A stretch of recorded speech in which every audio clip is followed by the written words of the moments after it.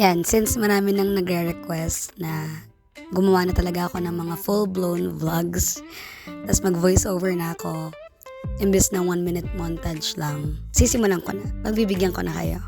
And so, gusto ko lang i-share yung mga nangyari sa araw namin sa Just Click Social Media. Pasintabi na po agad sa boses ko, napapadalas kasi yung live kaya laging pause. Pero yan po, as you can see, I'm steaming outfits. Kasi sa sobrang bait ng boss namin, shoutout kay Sir DC, binigyan niya kami ng libreng photoshoot para daw isaayos namin yung aming set card and profile para makakuha pa daw kami ng maraming endorsements as influencers ni Just Click Social Media. Yan, kung makikita niyo 3 set ng outfits yan. Una is smart casual, and then yung sporty, and then yung formal. And of course, kailangan bagayan niya ng jewelry, kaya niready ko na rin. Yan, nag-request kasi yung kapatid ko na maayusan ko daw sana siya before yung photoshoot. Kaya, mini-makeupan ko siya. Pero dahil di siya sanay sa makeup, sobrang nahirapan akong gamayin siya. Buti na iraos naman namin. Kaya like, medyo mabubuga. Oh my God! Okay naman sa makeup ko naman. Hindi naman ganyan kapangit. Weh? Pero di ko rin kasi talagang gamay na mag-makeup sa lalaki. Kaya parang nagmukha lang rin siyang ewan. Okay, ako naman. Usually talaga ako yung nagkukulot sa sarili ko. Pero kanina, nag-volunteer yung kapatid ko na siya na lang daw. Pero dahil tumatagal nga kami, naisipan namin na maghati. Ang gamitin niya yung manual, akin yung automatic. Huling-huling namimilit si daddy kasi ang dami nga daw gustong mag-voice over na ako. Yan, sa wakas tapos na kami. Sabi ni Alec, drip check daw muna kami habang waiting sa Grab. Ay, thank you pa. Travel to office. Sabi namin 3 p.m. kami makakarating. 4 p.m. na. Okay, he touched down. May nakita kaming nakahiga dun sa studio ng Comfort Living. Kapatid pala ni Sir Baliwin, o diba mabait ng mga sumalubong sa amin. Dun daw kami sa mas malaking studio nag-set up, kaya dun kami papunta.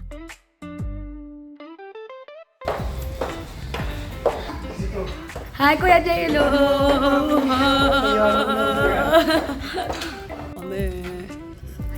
Yun, nandito na lahat ng pogi. Si Bebe Max yung naabutan namin pina-photoshoot na. Namimilit magpa-makeup si Levi. Di niya alam, din naman ako expert pagdating sa lalaki. Good luck talaga sa nangyari mamaya. Nahagad ako. Hindi, gusto ko nahirapan siya. Demanding? Tapos ikot-ikot mo sa paking kita. Dukutin ko. Levi, makikinig ka sa babae, Levi. Talaga kung pa ng eyeliner. Makikinig ka, tare. Magmulat ka, pre. Yan, dito siya nadali sa eyeliner. Nagmukha talaga siyang ewan after. Bakit tarang na-show? Sorry, napulaan ka masyado. Cute naman yan, ah. Levi. Hindi pa ko tayo dyan, 3 taon na agad. Okay, si Levi naman. Hiram-hiram ka dyan, di mo naman pala paano gamitin. Tanggal talaga. Chatter! Tanggalin mo. Paano pa ni Chun? Retouch naman daw siya bago siya sumalang.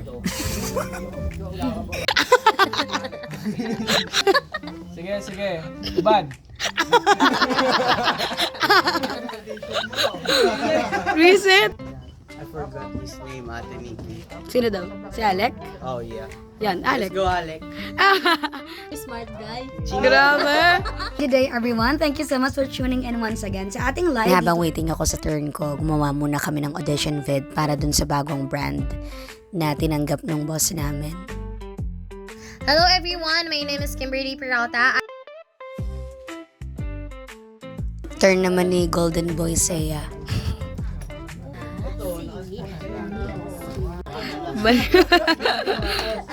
Baliw talaga to. Okay, Grabe ako naman, naman. Latina. Sobrang thankful ko dito kay Bebe Max tsaka kay Seiya kasi hindi talaga ako marunong mag-posing. Kaya nagpatulong talaga ako sa kanila. Miss, na-send na po ba, na-wear na po ba sa amin yung $10,000? Okay, change outfit na si Alec. Semi-street. Semi-sport. Naglalaro na yung mga bata. Wisit? Wala ba? Sa video game. Grabe naman si Bebe Kim. Nagpa-makeup na rin si Bebe Mensi. Thank you sa tiwala guys kahit di ako expert. Ganda ni Mensi na. Di daw pwedeng mawala si Bebe Kim sa vlog ko kaya dyan siya nag-get ready with me. Bedat nakatayo. Hindi ko malala masasama yan. Sige ka. Hindi. Ay, kay Alec yan. Okay, nandiyan na yung Jollibee. Kakain na kami. Hey! Kandila na lang ulam. Video lang ba? Naka-post dun. Video pa lang. Grabe nakagana, no? Thank you. Hoy, pinupuno mo memory ko lang. Topic namin. Chikahan muna kami bago kami bumalik sa photoshoot. Tongkon ni Kuya, grabe. Okay, si Kuya J-Lo naman. Go, Raph! Turn naman ni Bebe Mensi. Okay, sportswear naman. Sobrang Latina. Buti na lang talaga may mga coach ako. Di ba pa? Thank you talaga, guys. Gaganda na lang. Ano yung joke pala? Yan, yung ganyan. Yan. Nakaabot si JR. Oh. TikTok daw muna sila. Ang gagaling oh! Hey!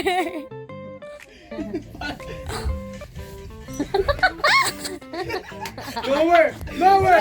Lower! Formal naman. Siguro kung di ka lalaki. Ako nakaganto na ako sa'yo. I'm ready. May ganyan din Dito talaga kami lugi kay JR tsaka kay Kate. Gano'n ka level sa ako nakaganin. Dahil tapos na kaming lahat, sinamahan ko na rin muna sila na mag-record ng audition video nila. Saya, hindi niya pa nakita sila. Kung saan-saan na kami naglaro talaga. May emosyon, may emosyon. Focus on the product. Bigay mo pa. More! More! Oh, yan. Very good. Yan. Extravagant. Spectacular. You're very nice singer. Nakaabot si Ate Abby. Yan, unahan na sila sa pag-check ng mga photos nila. Gusto niyo makita? Pag-aalatan ka. Uy, grabe. Hindi mo kaya, boss. Oo, may ganun ka. Ganyan pala eh. Aray mo. Aray mo. Group photos naman. Girls una syempre, and then boys. Tapos, lahat na naman mamaya.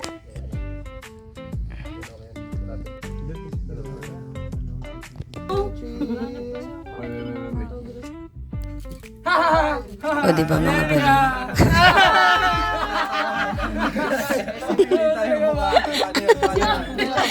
Mga baliw. Yan, group photo na namin. Tapos bandang dulo sumama pa si Sir DC. Yay! Meeting na namin. Sabi ni Sir DC, wag ko daw ipapost. Mamute ko naman, sabi ko. Walang nakuhang mga confidential information. Auntie Abby! Na-cancel yung live namin ni Alex. Sakto kasi nagaya sila Bebe Max ng gala. Kahit ikaw na ang ate sa loob. Sige, Bebe. Kita ba kayo dyan? Kita kami. Grabe, Napakayabang mo, Seya.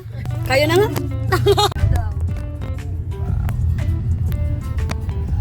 Grabe namang zoom out. Mga naka-makeup pa, Mga naka-makeup pa mga ani. Ayaw. Ate. Wow. Yes, sir! Ikaw na naman. Ano yan? Parang tunog antok pala yung boses ko kanina. Galit na naman niya. Sa Cafe Room nag-aya si Bebe Max. Maganda daw kasi dito. Sige na. Iki pa. Sa rooftop sana kami kakain or tatambay. Kaso wala kasing drinks na pwede sa amin. Kaya ending cart ang ganda dun sa taas. Aray mo. Bumaba kami sa second floor dun sa mismong cafe. Sobrang haba ng waiting time. Grabe, dito talaga naubos yung oras namin. Kala namin di na kami makakaakyat. Buti nakaakyat naman pala kami. Umuwi na si Saya nito kaya 4 na lang kami.